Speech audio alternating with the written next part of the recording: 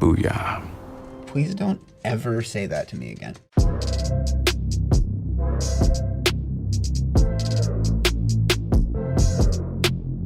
Hey guys, it's Sean O'Connell, the managing editor here at Cinema Blend, back for another edition of our Release the Snyder Cut videos here on Cinema Blend, joined as always by the wonderful Hannah Solik. Hi Hannah, how are you doing? I'm great, because we're talking about Cyborg. Well, yeah, we've been doing these character breakdowns and talking about how different each of the Justice League members are going to be from the theatrical cut that we saw to the Justice League that's coming to HBO Max, directed by Zack Snyder, and we are up to Ray Fisher's half-man, half-machine character, Cyborg. And so we're not going to touch on any of the ongoing investigation that Ray is going through with Joss and Jeff Johns and John Berg and Warner Brothers Pictures. We did do a video based on those accusations, and it's one of those stories that's changing by the day and week. And it's on video. We can't even get into that in the time that we have. For sure. But that's going to be linked in the description down below. So if you want to go watch that, definitely check out that video. And also pay attention to Cinema Blend too, because we're covering it on the daily. But what are we doing today?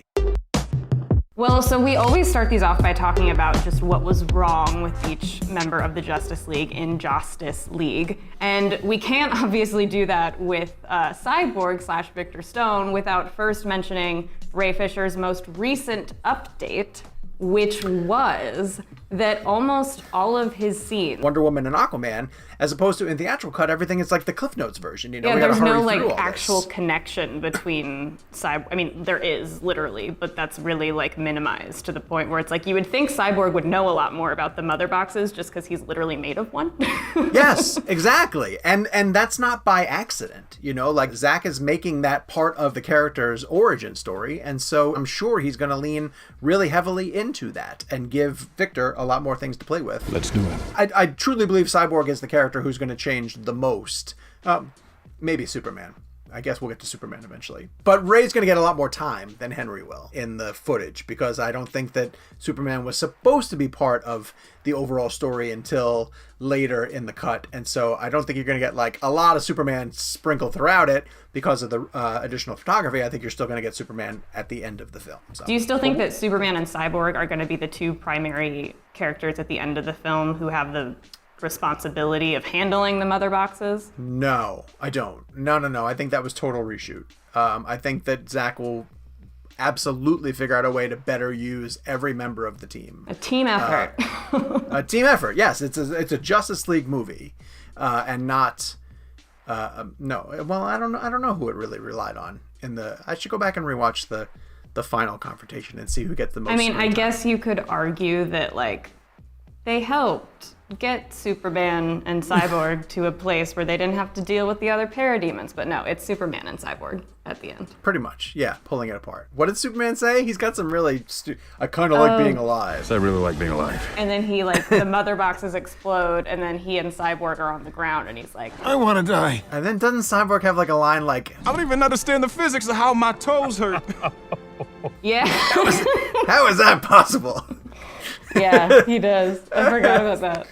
Terrible. Oh, poor Just the Ray worst. Fisher. He's got some pretty bad lines, but we won't Yes, get he into does. that. No, not for right now. That'll be another video altogether.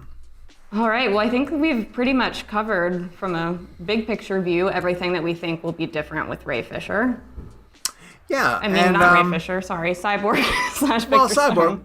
With both of them, with all of them, with everything that Ray gets to do. And truthfully, I would like to see how they would continue Cyborg's story. And I do hope that he gets to be part of the Flash movie, because again, he's a truly interesting character and a pivotal character in the DC universe, and I don't want to see him get one and done by this Justice League. So we'll continue to track and see what happens with Cyborg in the DCEU, and especially in the Snyderverse, which I think is going to, personally, I think is going to live on HBO Max. I think they're investing in that and going to continue that. But that might be a controversial statement. I don't know. We'll see how that plays out.